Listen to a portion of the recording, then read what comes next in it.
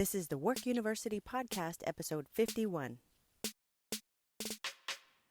This is Work University, and I'm Annalisa Felix. This is where I interview people from various employment backgrounds and get the inside scoop on what their job is really like. If you're just getting into the workforce, or if you're curious about getting into something new, listen up. Today, I have the pleasure of speaking with Ed Conley. And Ed Conley is a former international disaster responder. Ed, welcome. Annalisa, thanks for having me. Awesome. You know what? Let's get right into it.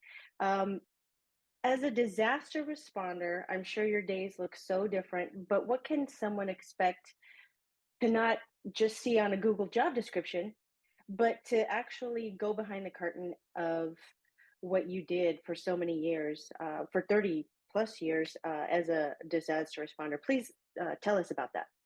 Sure. Well, one of the real challenges of this job of working in the emergency management and disaster response, Annalisa, is that you never know where and when a disaster might strike.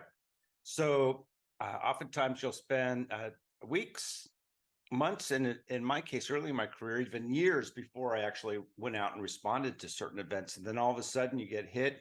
Disasters tend to happen in a series. So you won't just get one, you get 2, 3, 4, 5, 6, 7, and then all of a sudden you're in a role and you're deployed on and off for a couple of years. So it's a crazy business that way. It's you never know when you're going to be get that call, and when you get that call, you never know exactly where you're going to go. So there's a lot of unpredictability in the business. Now I embrace that. I love that sort of challenge. I love that sort of environment. I got a real adrenaline rush for it. But that's certainly a requirement for the job. You have to be nimble and flexible and be able to adjust to emergency circumstances. I would say the other thing, and I was just joking about this with someone yesterday, is, I work for a federal agency. I work for FEMA. And so FEMA is based in Washington, D.C. with regional offices all over the country and offices in the Caribbean and in Hawaii as well. But being centered in D.C., it's they often forget what time zones are. And so, I was in Guam and you'll have meetings at 1 a.m. and everything else. So it is a little bit of a business that's tends to be, especially if you work at the federal side, DC centric. There's a lot of political involvement. There's policy decisions and everything else, but rarely does a disaster occur. And people may debate what we mean by disaster, but rarely does a disaster occur in Washington, D.C. They're in Montana, or they're in Guam, or they're hurricanes in Puerto Rico, or earthquakes in California, or wherever else. So you're balancing both, which I found interesting. The political aspects of things, the policy decisions, the role of the different branches of government. But then when you're responding, you're dealing with regular people who've been impacted, both in urban and rural communities, and you just meet a wide variety of local leaders and survivors. And so it's interesting. So, balancing both those aspects of the job is something that I think is important to embrace and understand. Now, take me through you're at your post, or you're at your home office, wherever, and you get the call. Can you take me step by step? What happens? Do you fill out paperwork? Is there administrative things, or do you just get up and go? Do you have to load something? Tell me about that. You get up and go. You get up and go when you get the call. So I would, and I'll give you a little story. When when 9/11 happened, when the planes hit the two towers on September 11th in 2001, I was working on a wildfire in Utah. And I got a call from DC, and they said, "Hey, can you come out and help manage press operations for the search effort that's going to be happening at Ground Zero in New York?" And so I said, "Sure." And I did a big U-turn in my car. I was based in Denver at the time. I drove back from Utah to my office in Denver, Colorado. I gathered my team and I said, "We got an assignment. We got to get there as soon as we can." And everyone goes, "Well, how are we going to get there?" Because all planes were shut down. There was no commercial flights. Very few authorized military flights were leaving out of Denver. We thought about renting a car, but our mission was to get there. And it was and it was our responsibility to solve that problem of getting there. No one else was going to solve that for us. Mm. So we actually had someone on our team just said, you know what, the Denver Broncos football team had just played the New York Giants in Denver, Monday night game the night before. And they said, I wonder if the team's still here. Well, the team wasn't, but the owner of the New York Giants was still there. We tracked him down in his hotel and talked to him. And he goes, I tell you what, guys, I really need to get back to New York. How about we do this? If you can get authorization for my plane to fly, I'll give you 5 seats on my plane. So we flew back to New York with the owner of the New York Giants and several NFL officials. And I was talking to the person from DC who called us and gave us this assignment. And I go, boy, you really threw a challenge at us that time. Giving us this important mission, but leaving it up to us and how to get there. And she paid us what I think was the ultimate compliment, Annalise. She goes, that's why one of the reasons we called you guys, because we knew you would figure out a way to get there. Wow. So that's just one example. When Katrina hit, I was in Spain, and I don't know why I'm always out of town whenever the big disasters hits, but that's kind of the nature of the business. So a big part of that call is, yes, you get up and go, you have your pre-packed bag. There's no paperwork, that's all done, for you. Your job when you get the call, especially on a big one, grab your bag and get there as soon as you can. So, as a member or employee of FEMA, is it? Yes. Would you? Okay, so can you have a 9 to 5 and then go when FEMA calls, or how does that work? Yeah, it's a really fascinating agency, Annalisa. So I was what they call a full-time career employee.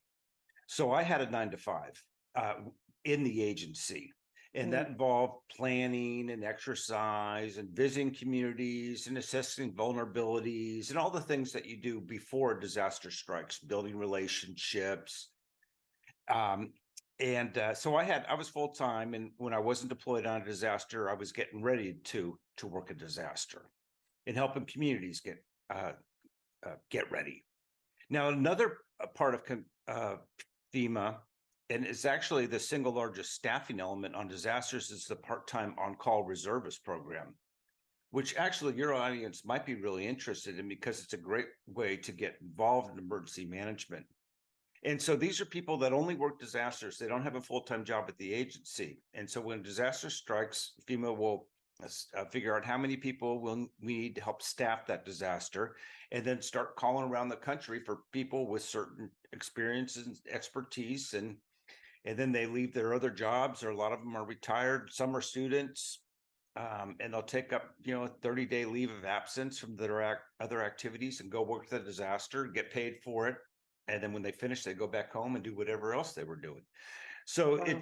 it's when you think about it, it's a pretty creative program, pretty creative way that our country has developed to handle disasters. So you're not paying for thousands of people to just sit around waiting for something to happen, but you have this ready cadre of trained, qualified people who you can call on when you need them. And then Wow. when you need them and they go out there, then you pay them. And then when they're done, they go home and they're off the payroll. So, if you are on the FEMA payroll, you mentioned other items like exercise, like doing various checks for whatever area you're in. Is this what's directed from FEMA as, because you were 9 to 5 as FEMA? So, what if you're not? Do you have to keep up a certain level of That's exercise? great. That's a great question, Annalisa. Yes, you do. You have a responsibility. If you're going to be deployed and representing your country in a disaster, then you have a certain level of responsibility to be ready to do that job when you're called upon. So you have to, the trainings, a lot of them are online.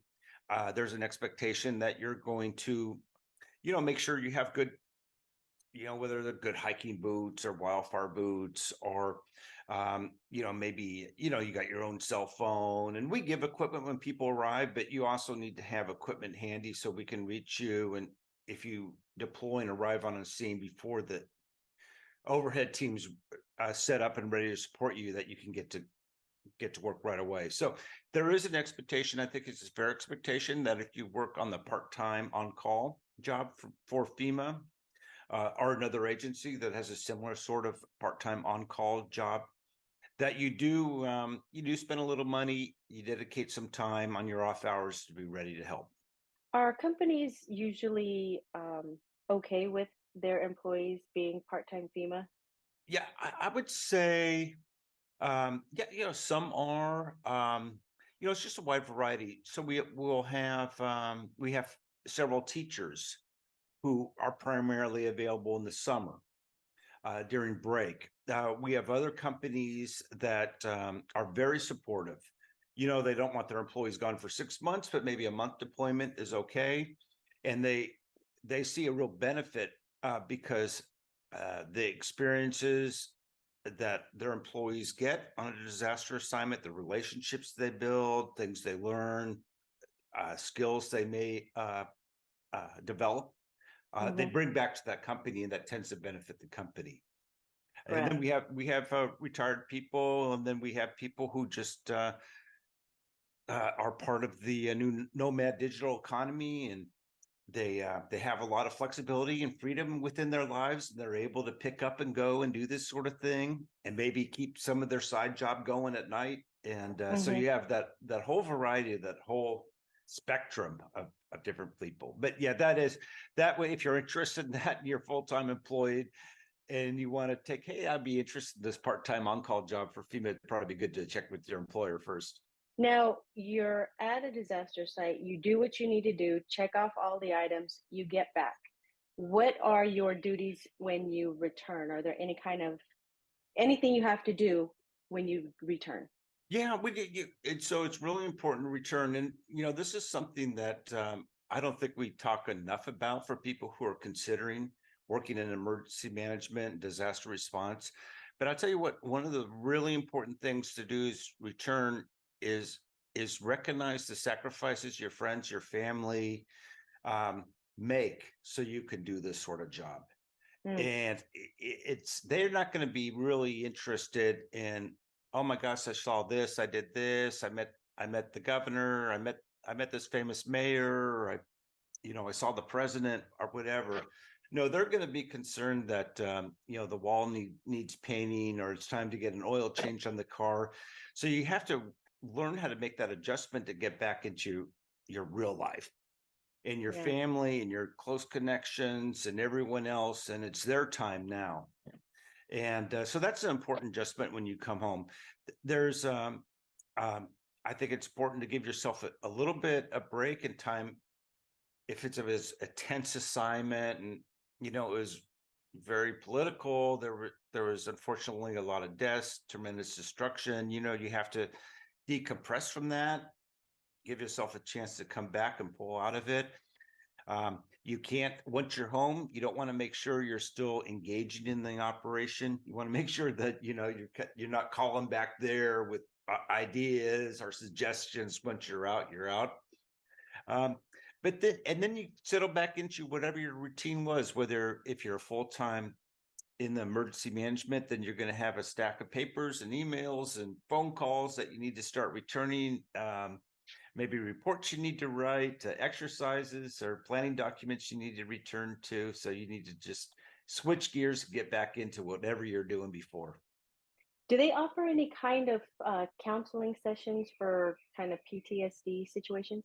They do, and the entire, not only FEMA, but the entire emergency management community at the municipal level, the county level, state, other federal agencies, and internationally as well do. It's actually a component of every disaster assignment that we deploy people who specialize in that, and they're available to talk to. It's something that the industry has come a long way in the last couple of decades. It's really great, Annalisa, that people we're recognizing that and the importance of it.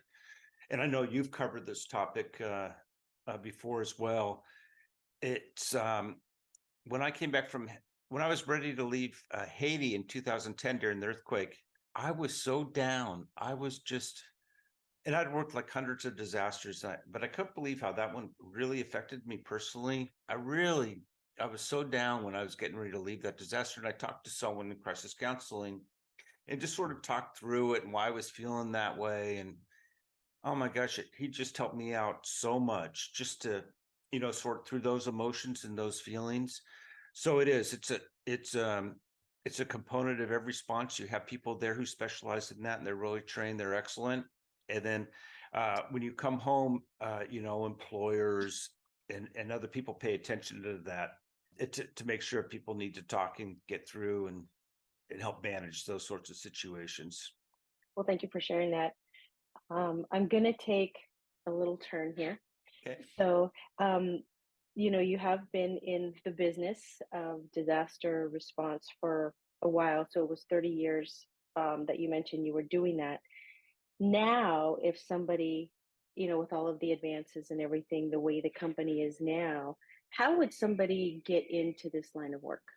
So there's a couple different avenues you can do. Um, you can you can go to school for it now. I at the last I just was looking at this statistic the other day, Annalise, and I think there's like now 300 universities and colleges around the world that can you believe 300 that offer some sort of certificate or degree program in emergency management or humanitarian relief. So, community colleges, the four-year schools, there's master programs. So there's a lot of engagement and opportunities now through the academic world to get a degree in it. Or you can begin just by volunteering with your local American Red Cross and signing up with them in different volunteer organizations. I just saw a Facebook post the other day from City of Seattle, and they're going to hold a big exercise because they're really worried about earthquakes in the Seattle area. So they're going to hold an earthquake exercise. And they're looking for volunteers to help participate. And so that's a chance to spend a Saturday, be involved in the exercise, maybe get to know people.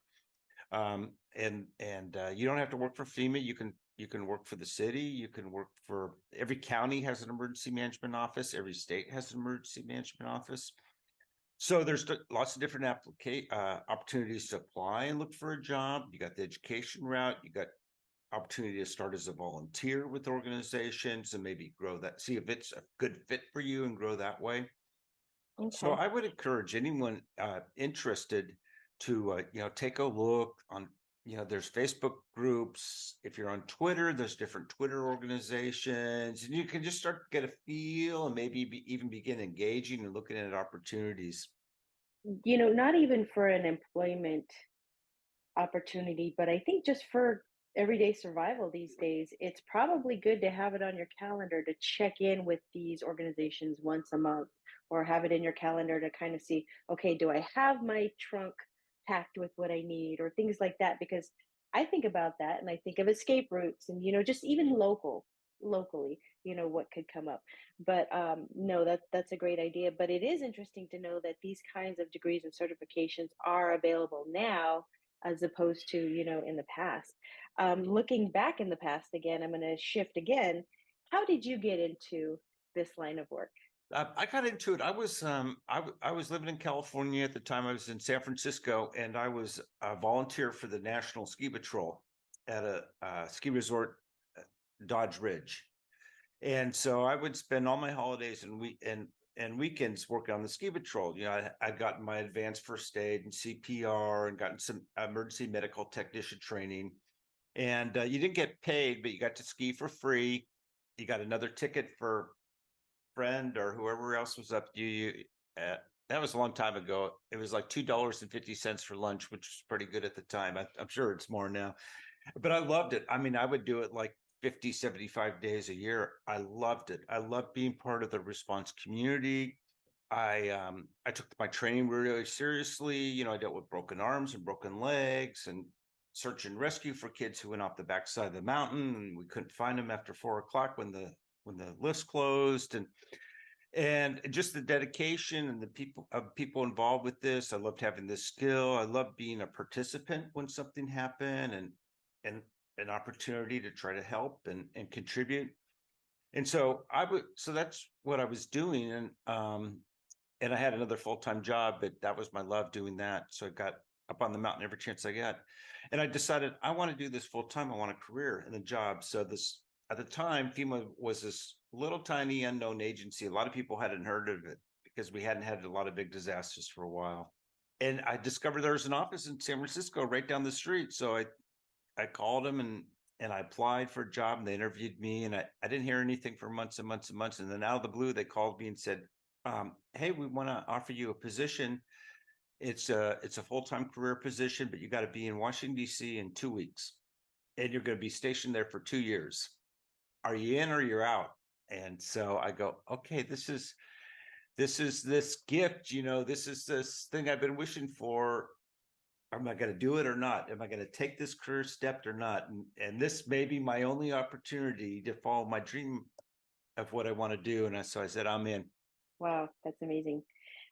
As an employee, not so much on the responder end of things, but as an employee, what does it look like? Is it a lot of administrative? Do you have to have certifications? What are you put in charge of when disasters are not happening at the employee level? Right. So it's important to remember that FEMA is primarily a coordination agency at the federal level. So our job is to support states and communities when they're impacted by disaster. They'll tell us what sort of help they need, whether it's financial or maybe medical assistance or search and rescue or food, water, whatever sort of needs they have. And then it's FEMA's job to go and get that for them and make sure and help deliver it to the community.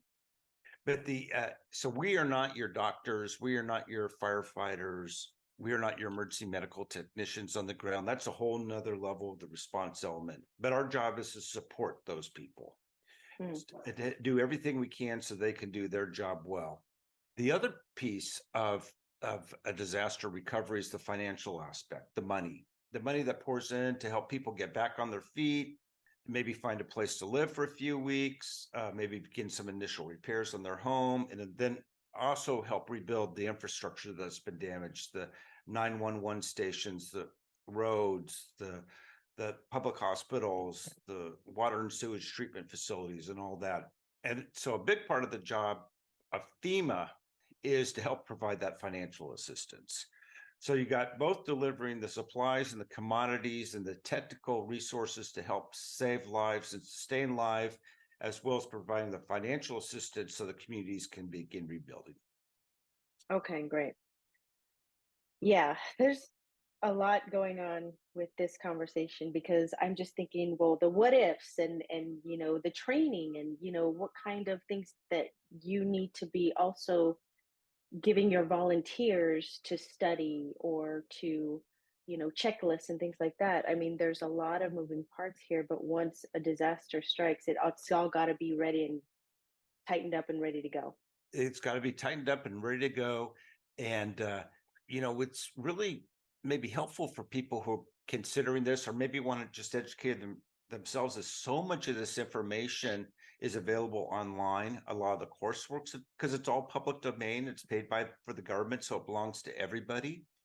So you can go online and you can look at different online courses you can do, and you can get a certificate and all that. So there's a lot of resources, free resources that you can leverage if you're interested in learning more about this business or even maybe getting involved in this as a possible career or as a part-time activity. So I always encourage people to go and take a look because there's so much free stuff and free help and free information available that could really benefit you. So my question now is, tell me a little bit about you. And I know that you're a speaker and you have written a book. Tell me a little bit about that and tell us where we can buy the book and how to get you to speak and all that good stuff. Okay. Oh, well, great. Yeah, thank you, Annalise. So my book is Promote the Dog Sitter and Other Principles for Leading During Disasters. And so I've always wanted to write a book. And then so I spent the last couple of years working on it and I published it in October. And I think it's being really, received. And so I wrote a book, looked at a lot of the books out there on on crisis leadership and disaster response and everything else. And a lot of them are written for people at the senior executive level. And a lot of them are written for people who already are at a really important spot in their careers. But to me, the big challenge is that no one had written a book for the incoming generation, the next generation of crisis leaders. And so I wanted to write a book for them. And so I shared a lot of my experiences, including a lot of my mistakes that I made and errors and when I screwed up and how I got through it. And leaders who I thought did well and why, and leaders who I thought messed up and how they messed up. And I share different stories and lessons and recommendations for people in the next generation, the emerging generation of leaders.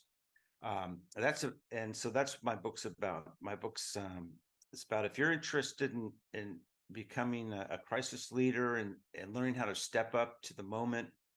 I hope my book can maybe give you some ideas to help you out. It's available on Amazon. It's available on Barnes and Noble. Really, any of the online retailers you can find it. And then you can also reach out to me at my website, which is edwardconley.com. I'm really active on LinkedIn as well, because that's a great network for this particular industry. And if you send me an invite to connect, I'll connect. And because I speak and I coach a lot, I tried to stay true, and Elisa, to the audience that I wrote my book for when I speak and I coach. I really don't do the C-suite. I do it a little bit, but I'm really interested in people in their 20s and 30s and 40s who are really dedicated and want to get involved in this business. And I want to be available for them because I don't think there's enough people who do that. That's amazing. So, first of all, thank you for writing this book and thinking, how can I, give others just coming up a blueprint, so maybe they don't have to recreate the wheel. I'm so for that. And for also giving us a look at, disaster response. One last question that I want to ask you is, and just right off the top of your head, when it comes to mind, what does it take to be a disaster responder? I think it takes a couple things. I think you just have to be flexible and nimble. Your life is going to be very unstructured. It's going to be unpredictable. And you have to love that sort of crazy work environment, crazy lifestyle environment. Um, it's not a good fit for people and we need people like this in the world who are very structured and and have the checklist and do these things and know what to expect every day. This sort of work is not. It's flexible and nimble, and you got to be ready to jump when things go crazy. The other thing is that I really encourage people to is really become an independent thinker. Learn to think for yourself. Develop your strategic thinking skills, your analytical skills, challenge conventional wisdom, because that's important. Disasters never unfold like they're predicted. You may be expecting a hurricane, but actually the next big event you deal with is an oil spill. So you need to be able to think for yourself and be an independent thinker, even break rules at time. As long as you're not doing anything illegal, immoral, or unethical, there's a lot of flexibility within the realm of our business. We always try to figure out a way to get to yes, how we can help people, and trying to figure out ways to say no, we can't. So that skill of being an independent thinker for yourself is really important. And then number three is what I call, and so one of the principles of my book is the come home principle, and that's the ability to take care of yourself, and that has to be a priority, and it's not a selfish priority. It's the better you take care of yourself and the relationships in your life. Take care of yourself physically, mentally, emotionally, spiritually. The better shape you're going to be in when you have to go respond to the disaster. So I would offer those three things in terms of what it's like and what's important. Some important takeaways. Ed, thank you so much for being here today and sharing your experience, your knowledge, any advice that you had.